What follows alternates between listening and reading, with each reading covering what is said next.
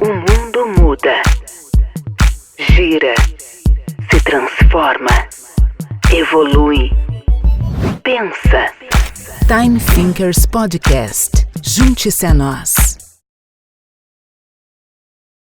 Voltando aqui a viagem no tempo com o Time Thinkers, hoje recebemos um reforço aqui de Cláudio Quila na bancada para entrevistar duas pessoas que têm muito para contar para a gente.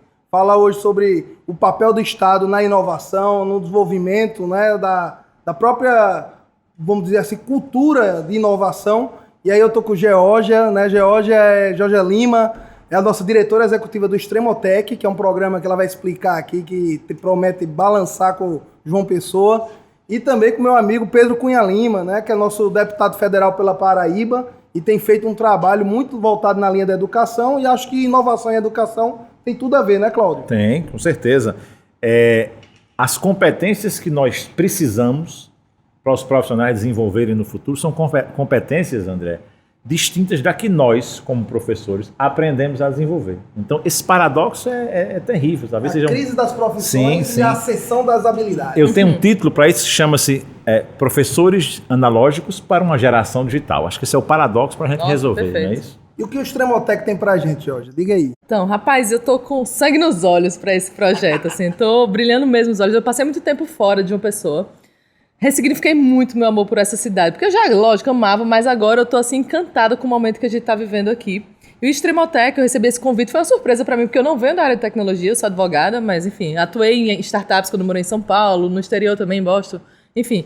Mas o convite veio justamente porque eu acho que eu tenho um perfil que é necessário para a cidade, que é um perfil que eu posso articular pessoas de fora para virem para cá e fomentar isso aqui dentro também, despertar esse olhar da tecnologia para quem não está envolvido nesse ecossistema. Então, o Extremotech é basicamente esse ecossistema que a gente está formando. Tem cerca de 70 empresas já conosco que estão vinculadas à tecnologia e inovação, e essas empresas vão encontrar um cenário propício para que elas consigam desenvolver aquelas ideias, aqueles projetos e startups. Tanto as que já têm esse projeto conseguem alcançar patamares mais elevados, quanto aquelas outras que têm só, eu quero entender, quero ter uma ideia, quero ir lá conhecer. Então a gente tem que ter um espaço físico bonito, atrativo, para que essas pessoas entendam o que é tecnologia. Porque a gente sabe que quem não se atentar à tecnologia já está fadado ao fracasso. Então o Extremotech é isso. Só para deixar mais claro, quer dizer que o Extremotech serve tanto para quem está ainda na ideação de um projeto de startup ou até para quem já está naquela fase do growth? Sim, porque tem vários projetos dentro da Extremotech, do Extremotech que a gente também está fomentando. Por exemplo, tem as empresas que já têm um certo tempo, então elas vão ficar ali para fazer novos negócios, para crescer. Elas podem ser mentoradas ou mentorar pessoas lá dentro. Então a gente vai criar eventos, criar hackathons para soluções para empresas que estão tendo problemas. Recentemente uma empresa grande, 3 empresas na verdade do Nordeste aqui, me procurou para uma solução de mobilidade que é fantástica, que pode ser vendida para o Brasil e para o mundo. E isso aqui da Paraíba, sabe? Então tem muita coisa acontecendo que poucas pessoas sabem e a gente também desenvolve muito talento aqui dentro. As universidades aqui formam mais pessoas do que Pernambuco, por exemplo. Então por que essas pessoas não ficam aqui? Porque não tem ambiente ainda. Então a gente está criando, e isso está mudando recentemente. A Vtex está vindo para cá, uma operação enorme, uma empresa que é enorme em e-commerce, escolheu João Pessoa. Por que será? Conducto e tantas outras empresas. E o Extremotech vai ser aquele braço direito, aquele apoio, para que essas pessoas consigam caminhar bem. Mas quais são as medidas efetivas de incentivo ou de fomento a esse mundo empreendedor? Por exemplo, incentivo fiscal, isso, perfeito. Alguma coisa na alocação da empresa, alguma Sim. coisa, o que é que há de fato? A gente chama o Extremotech como uma tríplice aliança, é uma organização social, mas a gente tem o fomento através do incentivo fiscal, né? A redução de 5% para 2% do ISS, então isso já é super atrativo. Já é um objetivo. Que é a menor alíquota possível, né, Jorge? É a menor, não tem como ser menos que isso. Na legislação federal não pode ser menos que 2%. Excelente, mas além disso, eu acho que o diferencial principal daqui da Paraíba é a gente tem uma qualidade de vida incrível. E a gente não encontra mais isso em outras cidades. Pessoas de Pernambuco vindo morar aqui, pessoas de Natal vindo morar aqui, de São Paulo vindo, porque a gente tem qualidade de vida. A gente consegue se deslocar muito facilmente, então, além do incentivo fiscal, tem esse cenário agregador. Eu tenho um testemunho que eu acho que é importante em relação à qualidade de vida e à impressão internacional, inclusive, que se tem de João Pessoa, Jorge. Em 2015, o Fórum Mundial de Governança da Internet, que é um evento das Nações Unidas, anual, foi realizado em João Pessoa, em 2015. Desde lá até hoje, tudo que eu discuto né, divido com a comunidade internacional e digo que possivelmente o evento de João Pessoa, a receptividade é enorme, a vontade das pessoas que estiveram aqui em 2015, De voltar. no mundo inteiro de voltar, é muito grande, né? Então, assim, a Paraíba, de uma forma geral, e a localização estratégica as condições de João Pessoa tem realmente essa... Não, sem dúvida. Eu acho que a gente está na crista da onda agora. Por isso que eu estou querendo agarrar esse projeto com unhas e dentes. Porque através da tecnologia a gente vai fomentar muitos empregos, né? Então o Estado tem um papel fundamental nisso também, né? Sem dúvida. Deixa eu perguntar aqui a Pedro. A gente costuma conversar com gente mais, digamos assim, tradicionalmente já há mais tempo nesse meio político de regulação e Estado, e existe um sentimento desse pessoal de que se o Estado não atrapalhar já está bom demais, né? Eu acho que a gente passou desse ponto já há algum tempo, né?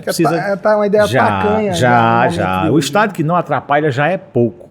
O que é que você vê, e assim, que tipo de dificuldade você mapeia no dia a dia de uma atividade legislativa federal complexa, como é aquela, para destravar... Ponha complexo nisso. A mentalidade tem que se abastecer mais um pouco dessa energia que está aqui. Aqui eu chego ficando animado, André, porque você está no poder público ali e, infelizmente, os dilemas e o funcionamento é bem distinto do que está acontecendo no mundo lá fora. Então, existe uma distância muito grande do Brasil oficial, do Brasil das autoridades, do poder público, do Brasil do século XXI, ou do mundo do século XXI. É uma tecnologia antiga. Eu gosto de falar, Cláudio, que quando não tem como você entrar na Câmara dos Deputados e não ter a sensação que você está entrando numa espécie de museu. A palavra, para mim, é essa. Então, precisa ter um update, precisa ter um novo uma nova programação. E ao funcionar desse modo do passado, não tem como. Você passa uma semana lá dentro e vê, não, isso aqui não é para os dias atuais. É uma coisa realmente que não dá mais. E ao ser arcaica, ela se acostuma com o resultado que esse passado dá, que essa ferramenta do passado dá. Então, o primeiro passo para mim é ter mais rebeldia, ter mais inquietude, questionar mais, achar que pode mudar, achar que toda mudança, qualquer mudança que você ofereça ali, não, isso aqui não dá para mexer. Essa de Queiroz dizia que o desacato é a condição do progresso. Então exatamente. Então tem que desacatar um pouco mais essa história para poder ter um funcionamento que entre nessa sinergia, que consiga entregar esse resultado. Agora, a abordagem inicial meio que tirou um pouco o que eu ia pontuar, que se não atrapalhar já está bom, né? Que é um pouco que é um lugar comum. Se o Estado sair da frente, já ajuda demais. Infelizmente, hoje, assim, me impressiona como existe uma dependência absurda para absolutamente tudo do poder público. Aqui, as pessoas que me procuram e as demandas que me chegam e os pedidos que me são feitos pelo WhatsApp para conseguir um acesso a tal coisa, para conseguir isso, para me ajudar nisso, uma palavra sua resolve. Essa uma palavra sua resolve, a essa altura do campeonato, a gente conviver pacificamente com isso, ou passivamente com isso. Então, de fato, existe na nossa cultura, no nosso funcionamento cultural, ainda uma ingerência muito grande do poder público que trava o ambiente, que valoriza o esforço, que valoriza a construção, a criatividade. Eu diria mais, trava a experimentação, porque eu acho que o essencial nesse novo modelo de inovação, em que a gente busca formas novas de fazer as coisas, é a liberdade de experimentar, inclusive a liberdade de experimentar e falhar.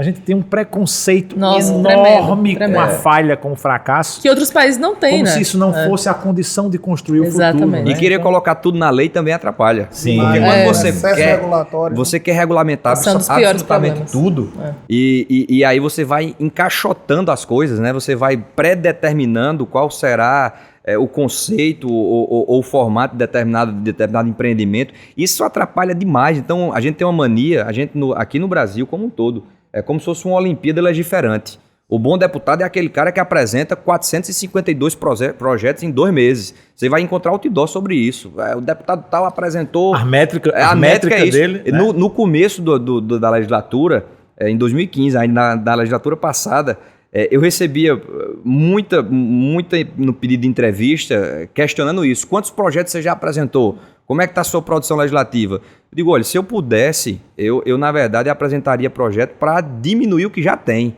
porque é outro aspecto. A minha orientadora lá de Coimbra, eu terminei um mestrado depois de já ter iniciado o mandato, aí no recesso eu fui lá para dar sequência à dissertação. Aí eu digo, bati as paradas, André. Eu vou estar com uma mulher que é uma sumidade, professora Suzana Tavares, dá aula de fiscal, tributário, energia, agrícola agora, constitucional. A mulher é muito, muito fera no que faz. Eu digo, bati as paradas. Vou perguntar à doutora Suzana uma ideia de uma PEC, de uma proposta de emenda à Constituição. Vou chegar com a ideia do Brasil. Uma consultora de luxo. Uma consultora de luxo. O que é que ela me disse para a mais? Aí, exatamente. Aí eu, no meio da conversa, né, chegou aquele momento da glória, eu digo, doutora Suzana, agora me permita, muito rapidamente, eu não posso desperdiçar um momento como esse, me sugira uma proposta de emenda à Constituição brasileira que eu devo voltar agora para tentar buscar essa melhoria. Ela fez, Pedro, a sugestão que eu tenho a dar não é apresentar nada de novo, não. É a menos, não é a mais, não. É você tirar a Constituição de vocês, já é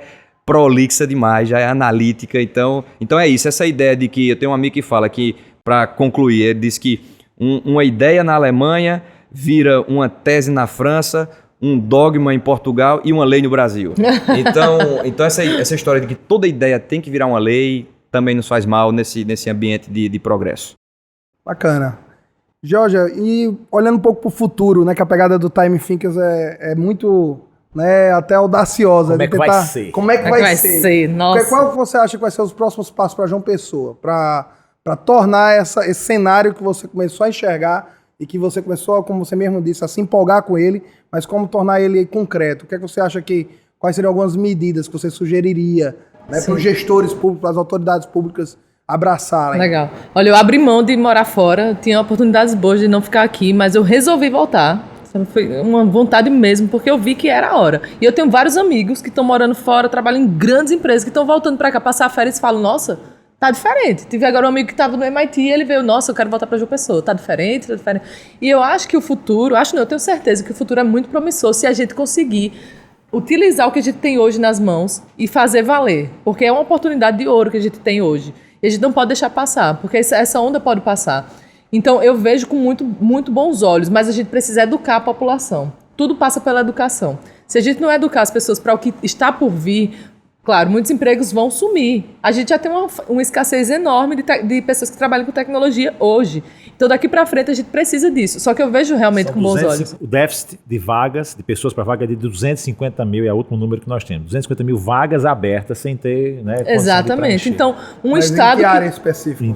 TI. Então, um estado que não se atenta a isso, ele está fadado ao fracasso. Num país que tem 13 milhões, estão se falando em 11, 13 milhões de desempregados, tem uma área que está precisando de 250 mil. Exatamente, por isso que eu aposto tanto na tecnologia, porque a tecnologia oferta emprego para a população. É um canal gigantesco para que a gente consiga mudar.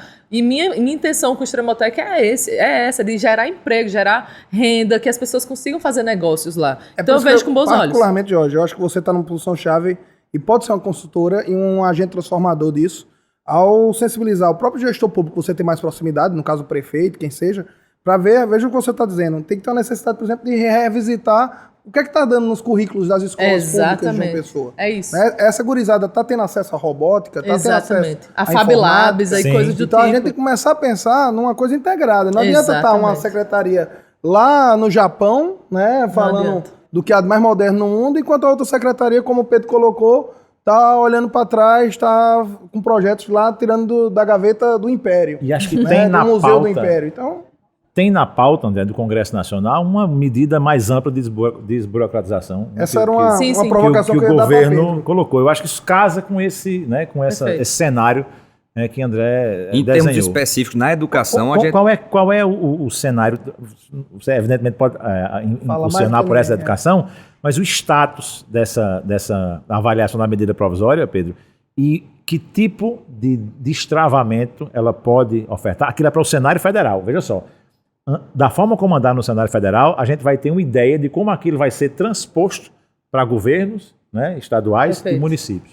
O mais interessante... Só pegando o gancho de Cláudio, que a gente já está se alongando aqui, Dê um pouco de esperança a gente, Pedro. Estamos discutindo Por favor, de né? útil e de produtivo lá no Congresso. Boa. Você pode ver nesse cenário aí de empurrar a gente para uma nova realidade. Em termos de desburocratizar o andamento das coisas aqui, existe o que é mais interessante, é uma pressão que vem de baixo para cima. Existe um sentimento de país. Existe uma cobrança muito maior por parte da sociedade.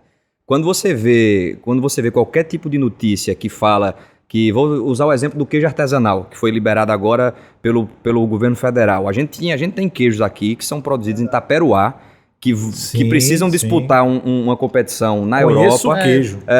O queijo é bom, você bom, conhece queijo coisa é bom. boa.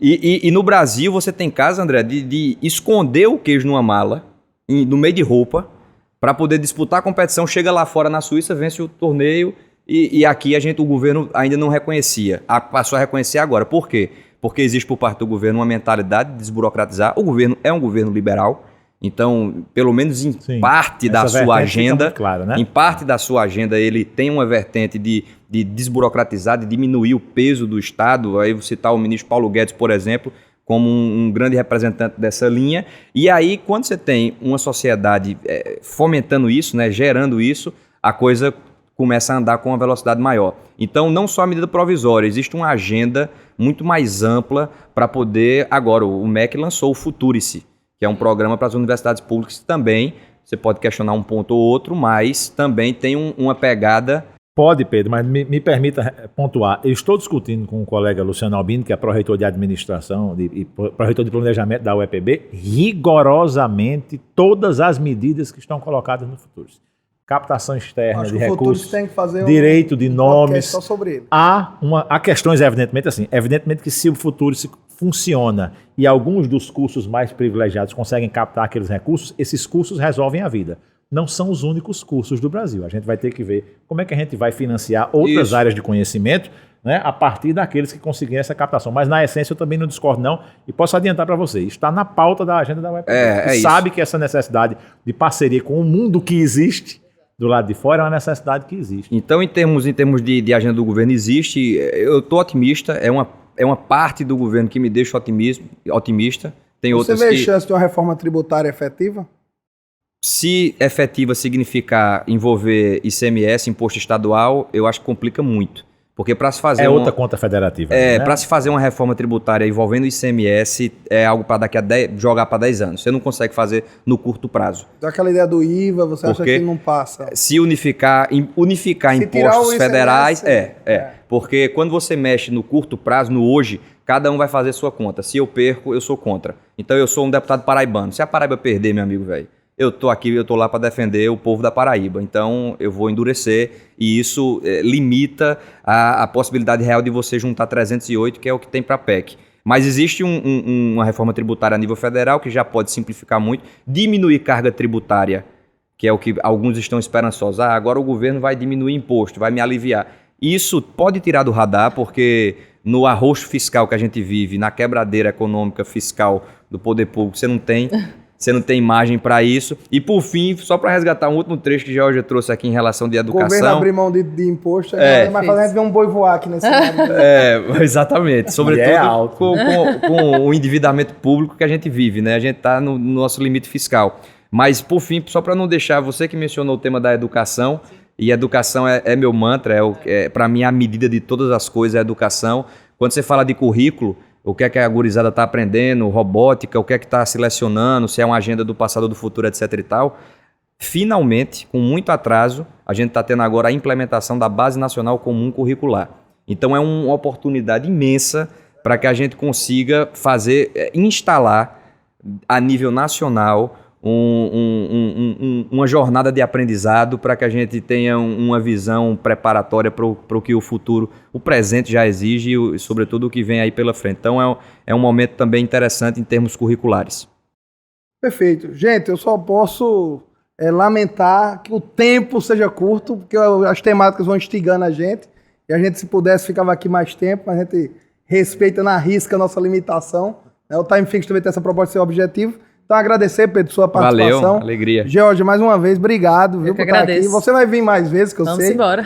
Você vai virar parceiro aqui constante. E Cláudio é um dos cofundadores do projeto e que toca com a gente aqui o Time Fix. Vai ter muitas oportunidades juntos aqui, batendo e tem sido um aprendizado, né, Cláudio? Pra Acho nós, que cada um, claro. a gente tem absorvido coisa muito bacana de cada entrevistado deixando uma partícula, uma semente positiva na nossa mente aqui, para que a gente pense melhor como é que vai ser esse futuro. Vamos junto, Time Thinkers.